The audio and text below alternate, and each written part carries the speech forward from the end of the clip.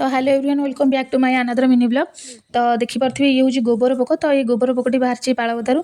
तो आमर ये पालगदाटी बहुत वर्षर अच्छी। तो मुझे छोट बेलू ये पालगदा देखी आसुँ। तो आपण मैंने आपण बारी में देखी पालगदा।